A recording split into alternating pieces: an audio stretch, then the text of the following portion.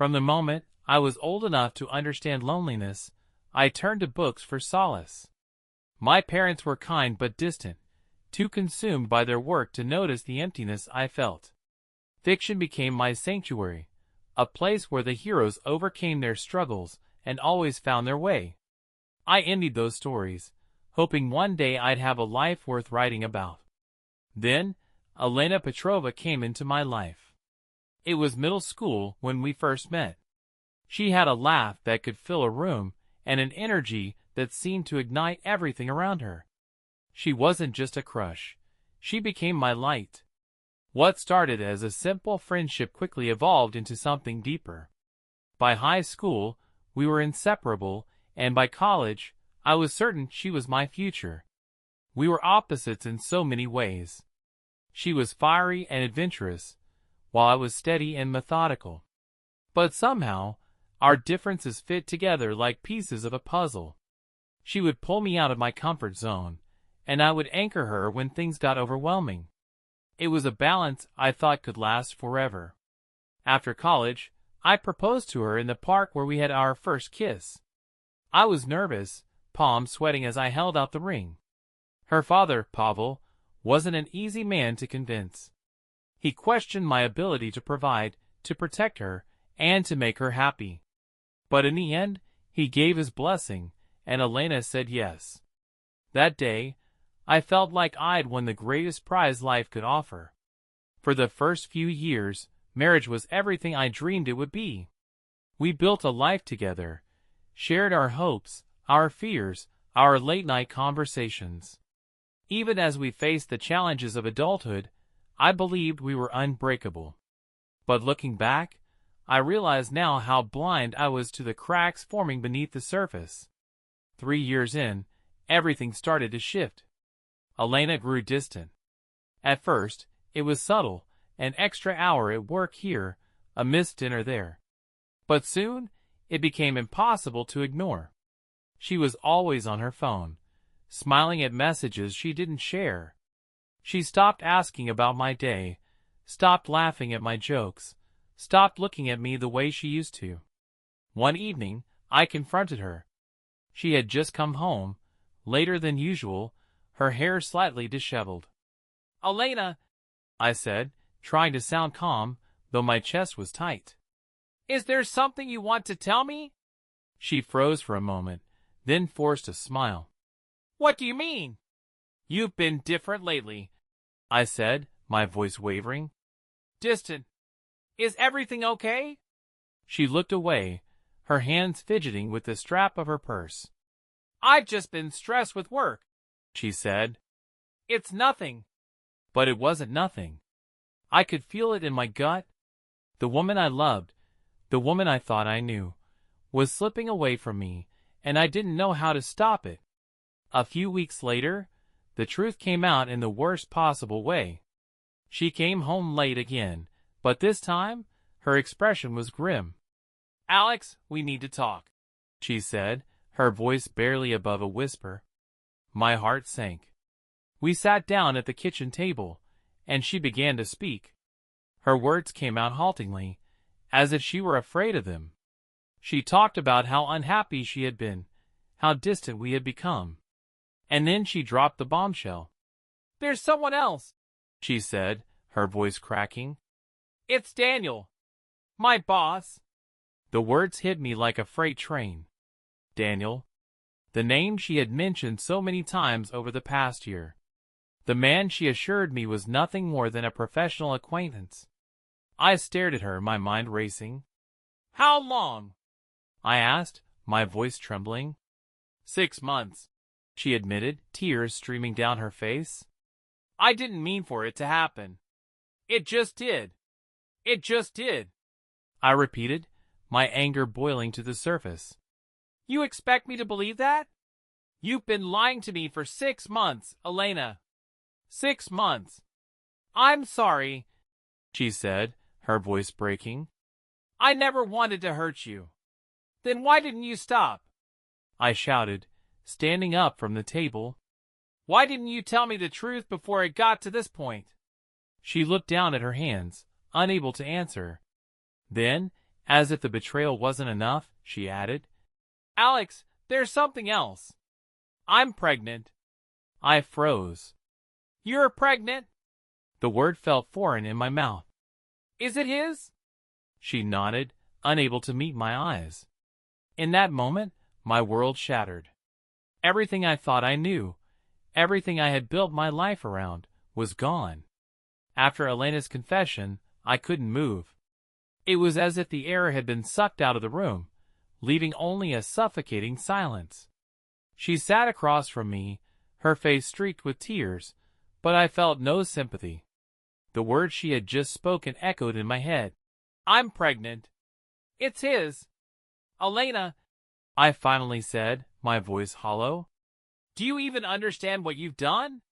You've destroyed everything we had.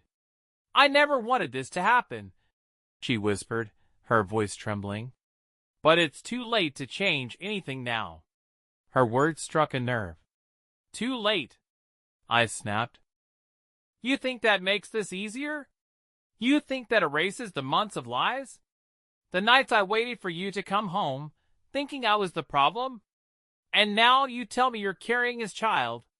She looked away, her hands trembling as they rested on the table.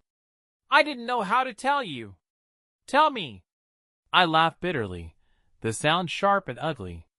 "You should have told me before it ever started. You should have ended this the moment it began. But instead, you let it fester, and now you expect me to just, what? Accept it? I don't expect anything from you," she said, her voice barely audible. "I just thought you deserved to know the truth." "The truth?" I stood up, pacing the room as anger and disbelief surged through me. "You think you've done me a favor by finally admitting what you've done? Elena, the truth doesn't fix this. It doesn't change the fact that you betrayed me in every way possible." She flinched at my words, but didn't argue.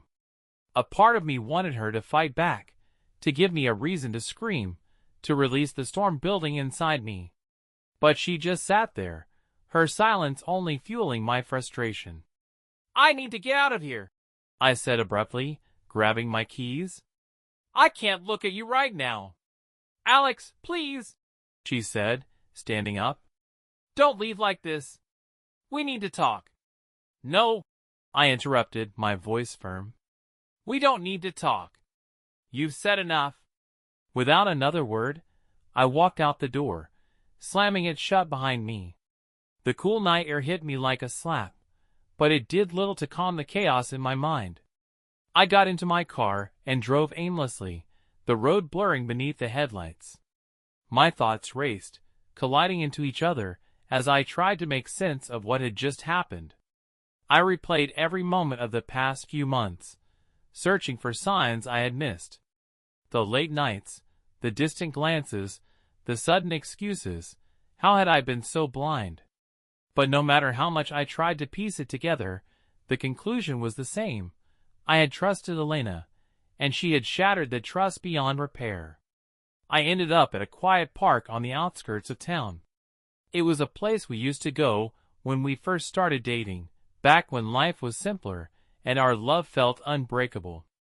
Sitting on one of the old wooden benches, I stared out at the empty playground, the swing swaying gently in the breeze. How had it come to this? We had shared so much, dreams, laughter, promises of forever. And now, all of it felt like a cruel joke. The woman I had built my life around, the woman I thought I knew better than anyone, had been living a lie.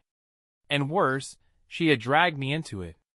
I thought about the child she was carrying, a child that should have been ours. The thought of another man's baby growing inside her made my stomach churn. How could she have done this?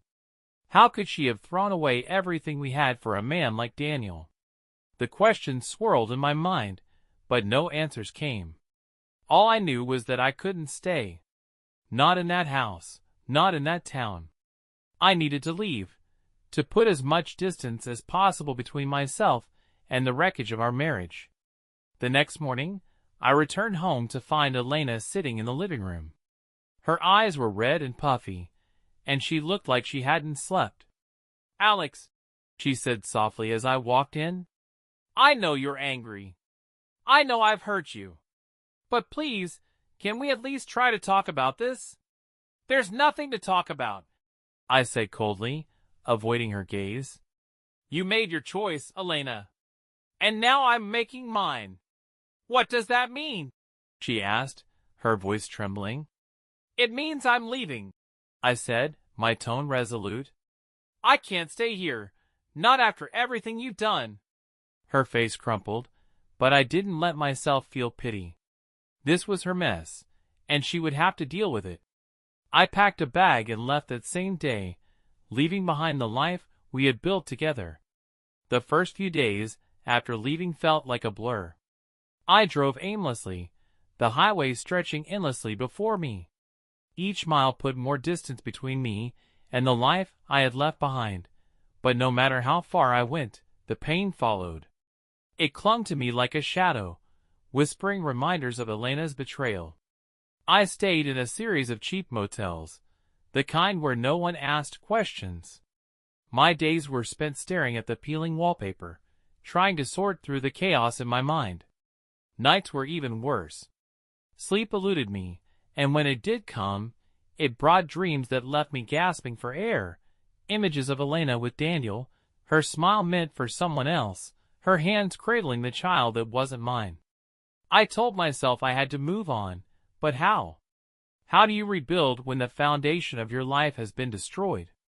I felt like a ship lost at sea, with no compass to guide me and no shore in sight. After a week of aimless wandering, I found myself in a small town miles away from anything familiar. It was quiet and unassuming, the kind of place where people didn't pry. I rented a room above a diner and spent my days working odd jobs, painting fences, fixing leaky pipes, anything to keep my hands busy and my mind from spiraling. The physical labor was a welcome distraction. It gave me something to focus on, something to pour my energy into. But no matter how hard I worked, the memories of Elena crept in when I least expected them.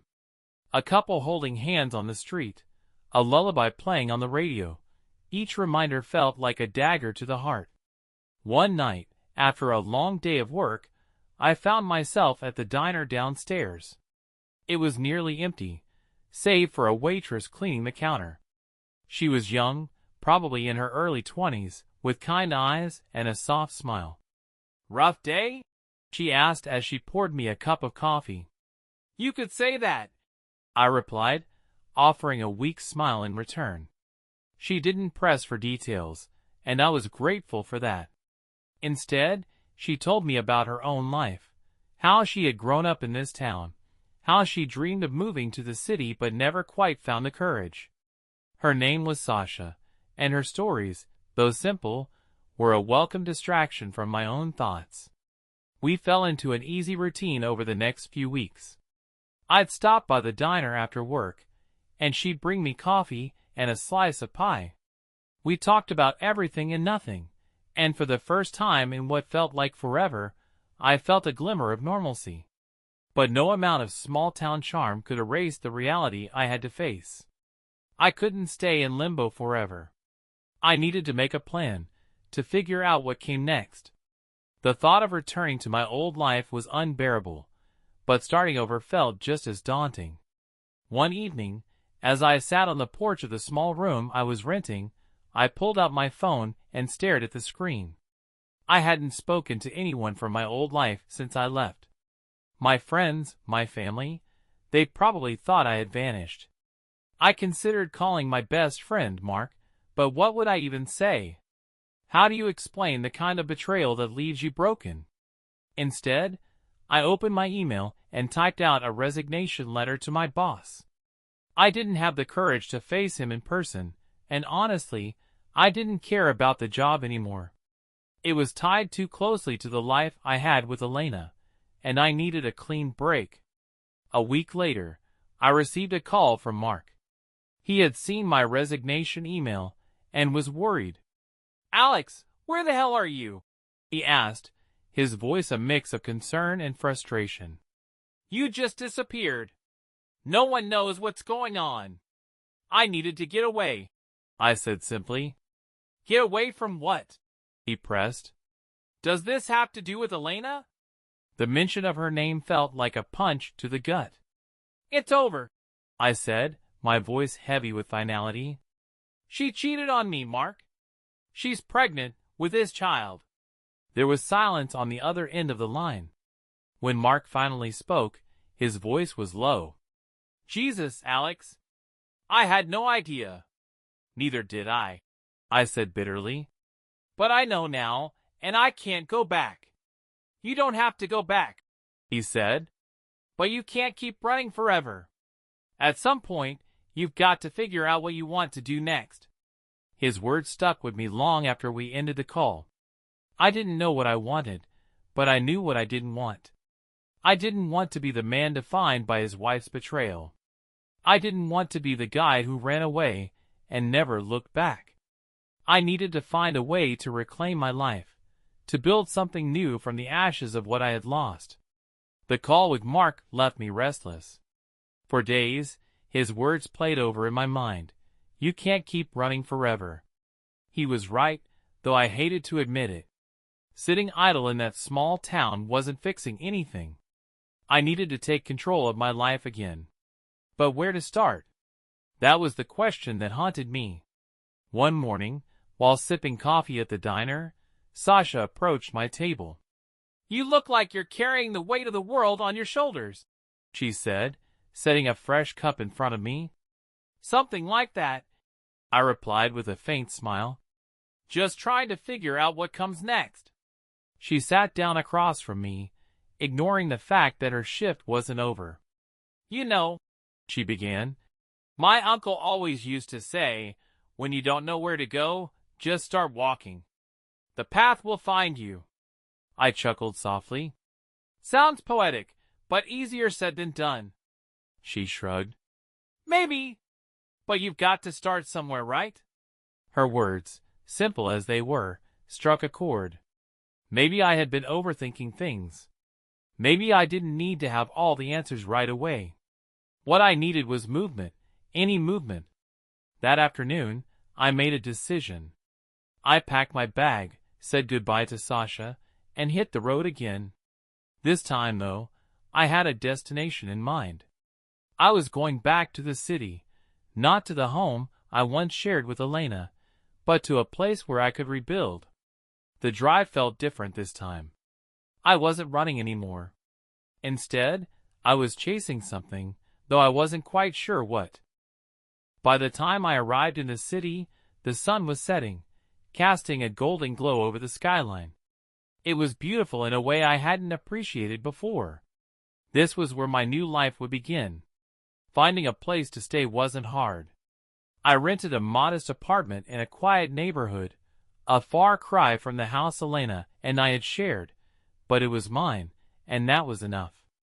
With a roof over my head, I turned my focus to finding work. My old career in project management didn't appeal to me anymore.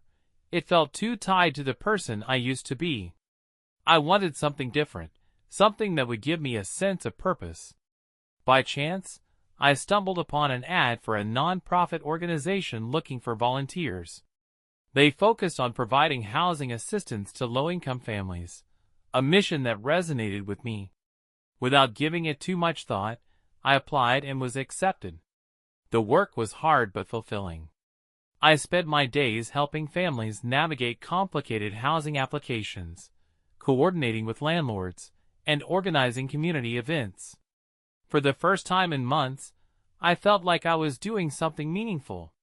I wasn't just mired in my own pain, I was helping others.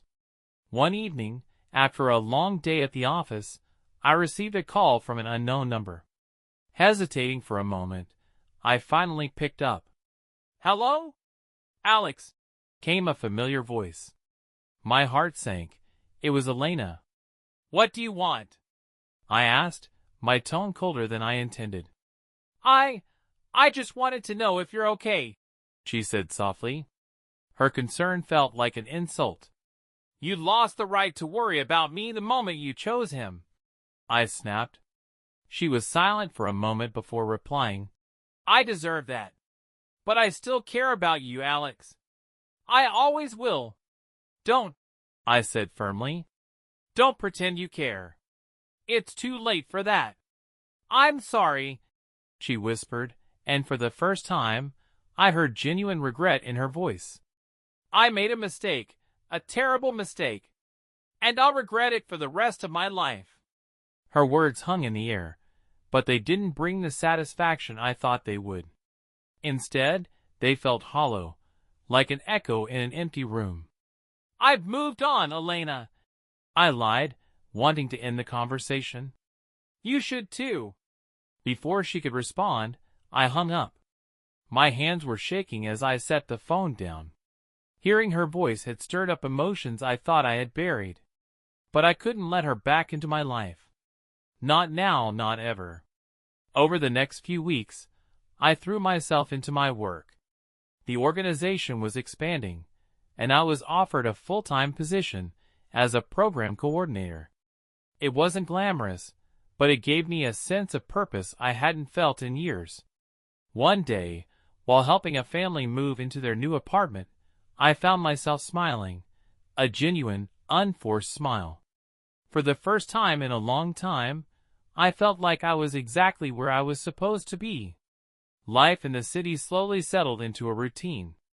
My work at the nonprofit consumed most of my time, which was exactly what I needed.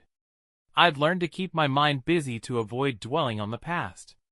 But no matter how far I tried to push it away, it had a way of creeping back in, especially on quiet nights when the world seemed to pause. One such night, I decided to step out for a drink. It had been a long day, and the idea of sitting alone in my apartment was unbearable. I walked into a small, dimly lit bar a few blocks from my place. The atmosphere was quiet, with soft music playing in the background, and only a handful of patrons scattered across the room. I ordered a drink and took a seat at the bar, letting the warmth of the whiskey settle my nerves. As I glanced around, my eyes landed on someone who made my heart skip a beat. At first, I thought my mind was playing tricks on me, but there was no mistaking it. It was Elena. She was sitting at a corner table, her head bowed as she stared into a half-empty glass. She looked different. Her once vibrant energy seemed to have dimmed, replaced by a heaviness that hung around her like a shadow. I debated whether to approach her or quietly leave before she noticed me. But before I could decide, she looked up, and our eyes met. "Alex?" she said, her voice barely audible over the music. I nodded, feeling a mix of emotion surge through me. "Elena." For a moment, neither of us moved. Then she gestured toward the empty seat across from her. "Do you want to sit?" I hesitated.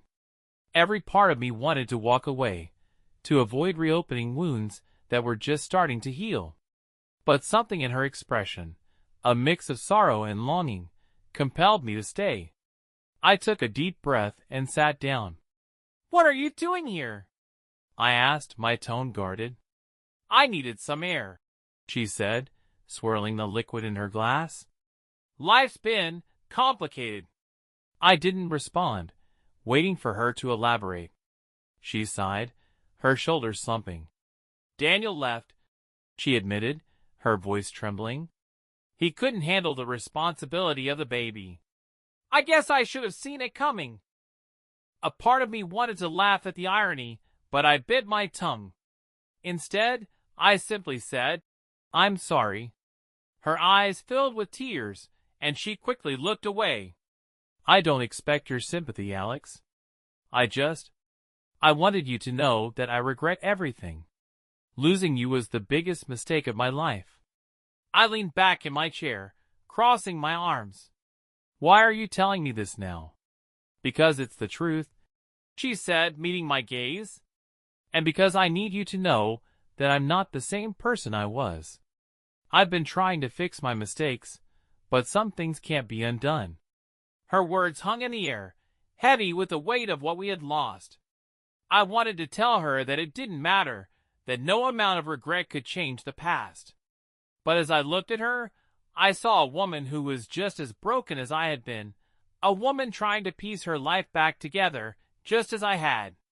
We talked for hours that night, sharing stories about the paths our lives had taken since we last saw each other.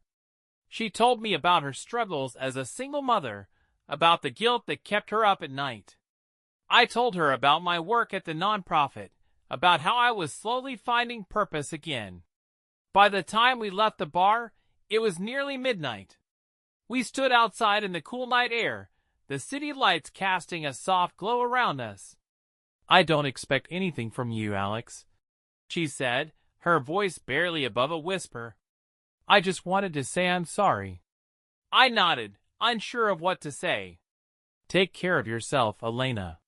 "You too," she replied, a faint smile tugging at her lips. As I watched her walk away, I felt a strange sense of closure. For the first time, I wasn't angry. I wasn't bitter.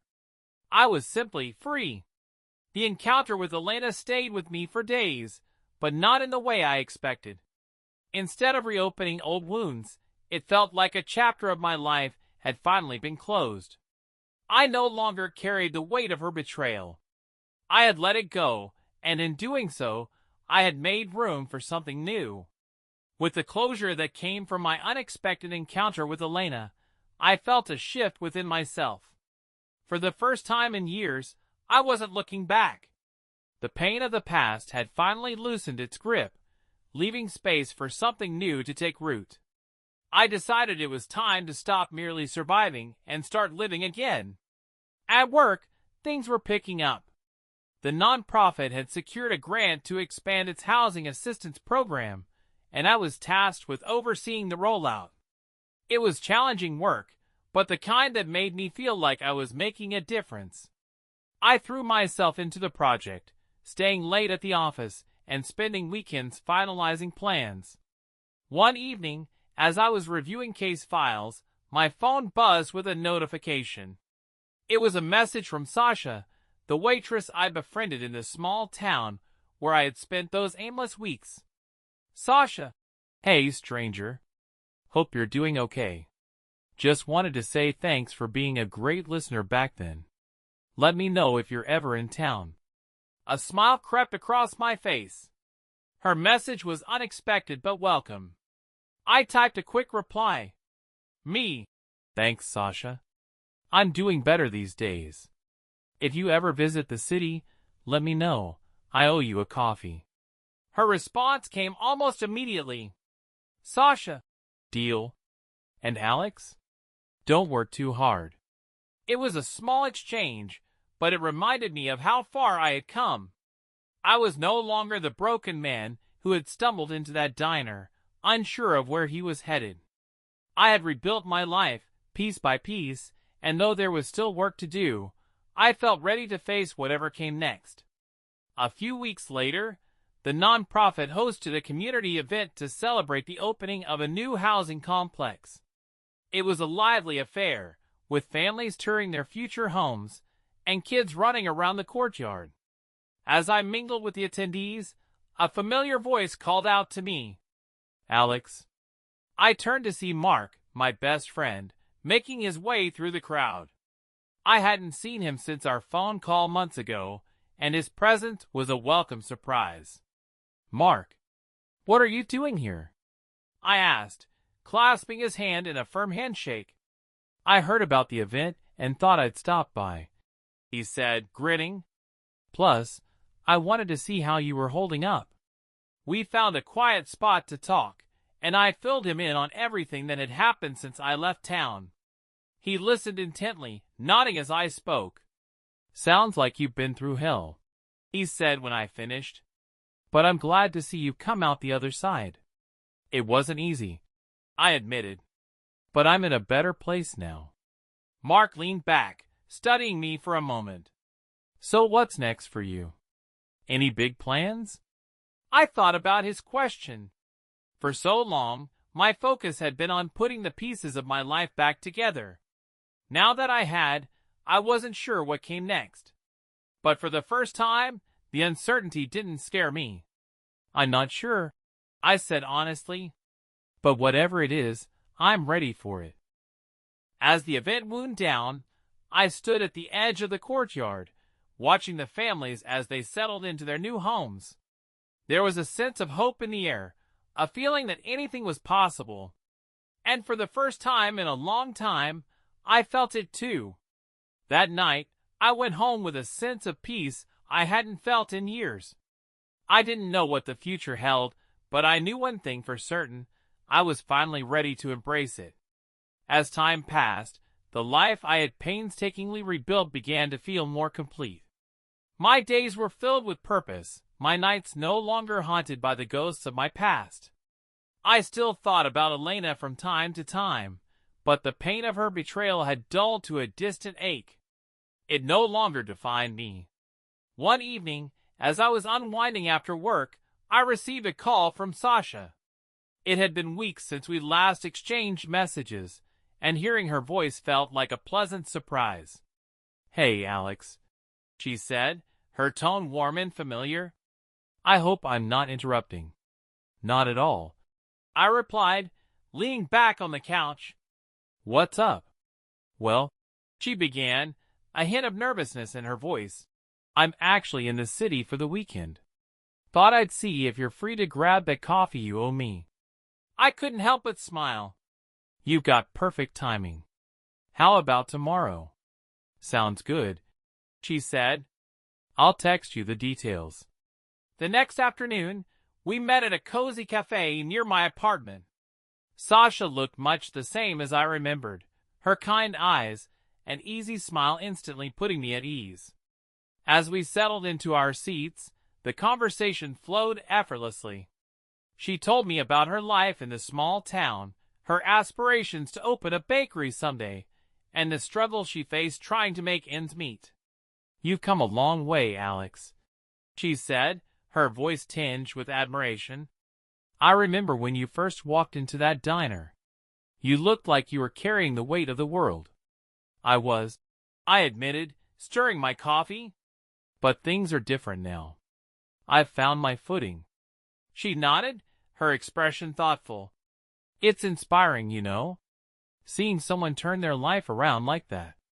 Our conversation continued for hours, moving from the cafe to a nearby park as the sun dipped below the horizon. By the time we parted ways, I felt a connection with Sasha that I hadn't experienced in years. It was comforting, yet exciting, a reminder that maybe, just maybe, I was ready to open my heart again. Over the next few weeks, Sasha and I kept in touch. What started as casual messages turned into late-night phone calls, each one leaving me eager for the next. She was a breath of fresh air, her optimism and warmth a stark contrast to the heaviness I had carried for so long. One weekend, I invited her to visit the city again. We spent the day exploring local markets, trying new foods, and laughing like old friends. As the day turned into evening, we found ourselves sitting on a bench overlooking the river. "Sasha," I began, my voice hesitant, "I haven't been this happy in a long time. And I think it's because of you." She turned to me, her eyes searching mine. "I feel the same way, Alex. But are you sure you're ready for this? I don't want to rush anything." "I'm ready," I said, my voice steady. "For the first time, I feel like I can look forward instead of back. And I want to do that with you." She smiled, her hand finding mine. "Then let's see where this goes." Sasha and I began a relationship that was unlike anything I had experienced before. It was built on honesty and mutual respect, with no secrets or shadows hanging over us. She knew about my past, and I knew about hers, but neither of us let it define our present.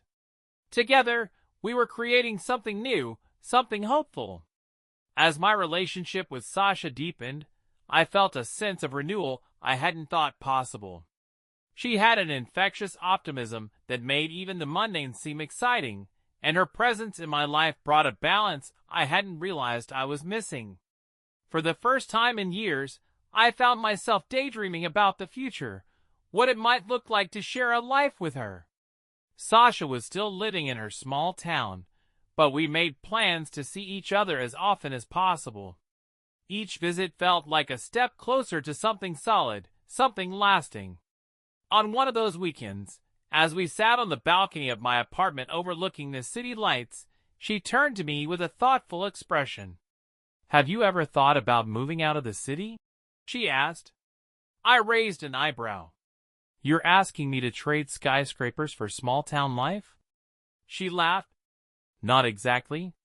But I've been thinking about opening that bakery I always talk about. There's a spot back home that would be perfect. It's just, I can't imagine doing it alone." Her words hung in the air, and for a moment, I didn't know how to respond. The idea of leaving the city, of starting over in a quieter place, was daunting. But the thought of building something with Sasha, of creating a life together, outweighed my doubts. "I think I could get used to small-town life," I said, smiling at her. "Especially if you're there."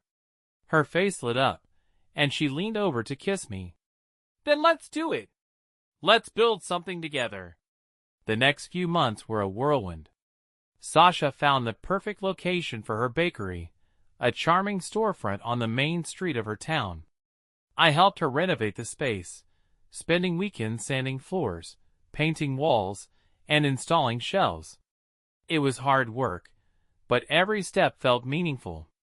We were creating something that was ours. In the meantime, I transitioned out of my role at the nonprofit, tying up loose ends and training my replacement. Saying goodbye to my colleagues was bittersweet. They had been instrumental in helping me rebuild my life. But I knew it was time to move forward. When the bakery finally opened, it was an instant success. Sasha had a talent for creating not just delicious pastries, but a welcoming atmosphere that drew people in. I helped where I could, managing the books and lending a hand during busy mornings. We worked as a team, and for the first time, I felt like I was exactly where I was meant to be. One evening, after the bakery had closed for the day, Sasha and I sat on the porch of our small home. The air was warm, and the stars shone brightly above us. She leaned her head on my shoulder, and we sat in comfortable silence for a while. "I never thought I'd have this," I said softly. "A second chance." She looked up at me, her eyes filled with warmth. "Everyone deserves a second chance, Alex. Even you." I kissed her forehead, feeling a surge of gratitude for everything that had brought me to this moment.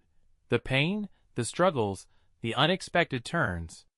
It had all led me here to her. Let me know if you'd like me to proceed with Part 9, where the story will begin to bring all threads together and build toward the resolution. Each part is crafted to maintain the emotional depth and progression of Alex's journey. Life in the small town quickly became a comforting rhythm. The bakery flourished, and Sasha and I settled into a life that felt as close to perfect as I could have imagined. But, as I had learned the hard way, life has a way of testing even the strongest foundations. One afternoon, while I was running errands in town, my phone buzzed with an unfamiliar number. I hesitated before answering. "Hello? Alex, it's Elena." Hearing her voice after months of silence was like a cold wind cutting through me. "What do you want, Elena?" "I need to see you," she said, her voice trembling. "Please. It's important." A part of me wanted to hang up, to cut her out of my life completely. But another part, the part that still carried echoes of the love we once shared, felt compelled to hear her out. "Fine," I said curtly. "Where?" She named a cafe on the outskirts of the town, and an hour later, I found myself sitting across from her. She looked tired, her once bright eyes clouded with worry. It was a stark contrast to the confident woman I had married. "Alex," she began, her hands clutching a coffee cup as if it were a lifeline. "I know I'm the last person you want to see, but I didn't know where else to turn." "What's this about?" I asked, keeping my tone neutral. "It's Daniel," she said, her voice breaking. He's suing me for custody of our son." The words hit me like a punch to the gut. Daniel, The man who had torn my life apart was now threatening hers. "I don't know what to do," she continued, tears streaming down her face. "He has money, lawyers, everything. I can't fight him on my own." I stared at her, torn between anger and pity. This was the woman who had betrayed me, who had chosen Daniel over me. But now she was sitting in front of me, broken and desperate. "Why are you telling me this?" I asked, my voice low. "Because I need help," she said. "You're the only one who knows what he's capable of. And you're the only one I trust." The irony of her words wasn't lost on me. She had shattered my trust, yet here she was, asking for mine. That night, I told Sasha about the meeting. She listened without interrupting, her expression calm but thoughtful. "What are you going to do?" she asked when I finished. "I don't know," I admitted. "Part of me wants to walk away, to let her deal with this on her own. But another part, I can't ignore the fact that there's a child involved." Sasha nodded, her gaze steady. "I think you already know what you need to do." Her words stayed with me long after she went to bed. I sat on the porch, staring out at the quiet street, wrestling with my thoughts. Helping Elena felt like reopening a wound that had just begun to heal. But doing nothing felt wrong. The next morning, I called Elena and told her I would help. Over the following weeks, I worked with her to build a case against Daniel. Using my background in project management and the skills I had learned at the nonprofit, I helped her organize her evidence, prepare for court, and navigate the legal process. It wasn't easy. Seeing her so often brought back memories I had tried to bury. But it also reminded me of why I had left. She wasn't the same woman I had fallen in love with, and I wasn't the same man who had loved her. Through it all, Sasha stood by me. She offered support without judgment, her quiet strength bolstering me when I felt overwhelmed. It was a testament to the kind of person she was, kind, selfless, and endlessly understanding. The day of the custody hearing arrived, and I sat in the back of the courtroom as Elena made her case. She spoke with a vulnerability I hadn't seen before, laying bare the struggle she had faced as a single mother. When the judge finally ruled in her favor, she broke down in tears. As we left the courthouse, she turned to me. "Thank you, Alex. I couldn't have done this without you." I nodded, but my mind was already elsewhere. Helping her had been the right thing to do, but it also reinforced what I had known all along. My future was with Sasha, not Elena. The courtroom victory felt like the closing of a chapter, not just for Elena, but for me as well. Walking out of the courthouse that day, I felt lighter, as if a weight I hadn't realized I was still carrying had finally been lifted. I had helped her, but more importantly, I had proven to myself that I could face the pain of the past without letting it define me. When I returned home, Sasha was waiting for me. She stood on the porch, her arms crossed, a soft smile on her face. The sight of her filled me with a warmth I hadn't known in years. I walked up the steps and pulled her into a hug, holding her tightly as if to remind myself that this was where I belonged. "How did it go?" she asked, pulling back to look at me. "It's over," I said simply. "She got custody." She nodded, her smile growing. "And how are you feeling?" "Relieved," I admitted. "And grateful. For you." Her cheeks flushed, and she laughed softly. "I didn't do anything." "You did more than you know," I said, taking her hand in mine. "You've shown me what love really looks like. It's patient, forgiving, and steady. I didn't think I'd ever find that again, but here you are." Her eyes glistened, and she squeezed my hand. "And here you are." Life settled into a peaceful rhythm after that. The bakery continued to thrive, and Sasha and I grew closer with each passing day. We spent our evenings talking about our future, whether we wanted to expand the business, start a family, or travel the world. For the first time in a long time, the possibilities felt endless. One evening, As we sat on the porch watching the sunset, I reached into my pocket and pulled out a small velvet box. Sasha's eyes widened as I opened it to reveal a simple but elegant ring. "Sasha," I began, my voice steady but filled with emotion. "You came into my life when I needed someone the most. You've shown me love, strength, and hope in ways I never thought possible. I can't imagine a future without you. Will you marry me?" Her hands flew to her mouth, tears spilling down her cheeks as she nodded. "Yes, Alex. 1,000 times yes." I slid the ring onto her finger, and she threw her arms around me, her laughter mixing with tears of joy. In that moment, I knew I had finally found what I had been searching for, a love that was real, enduring, and worth fighting for. Our wedding was a small, intimate affair, held in the garden behind the bakery. Surrounded by friends and family, we exchanged vows that felt as natural as breathing. As we stood together under the setting sun, I couldn't help but reflect on the journey that had brought me here. It had been painful, messy, and uncertain, but it had also been worth every step. Elena sent her congratulations in a handwritten note, wishing us happiness. It was a gesture I appreciated, though I didn't respond. Her chapter in my life was closed, and I was finally ready to move forward without looking back. Sasha and I built a life together filled with love, laughter, and the occasional chaos of running a business. Over time, we added to our family, welcoming 2 beautiful children who brought even more joy into our lives. The pain of the past became a distant memory, replaced by the warmth of a future I never thought I'd have. In the end, I realized that betrayal hadn't defined me, it had shaped me. It had taught me resilience, forgiveness, and the value of holding on to what truly matters. Life wasn't perfect, but it was real. And for the first time, I was exactly where I was meant to be.